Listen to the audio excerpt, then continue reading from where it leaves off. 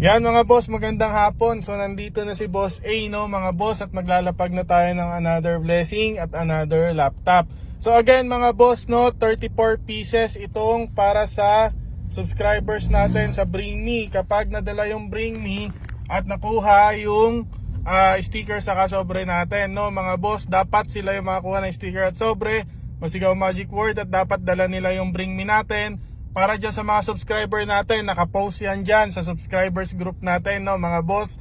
Yon, kung hindi naman subscribers mga boss, okay lang. So ganun pa rin, no, kailangan mamili nung blessing number 1, blessing number 2, or kaya yung laptop natin dun sa makakuha ng sticker sa kasobre kapag walang Bring Me, no mga boss.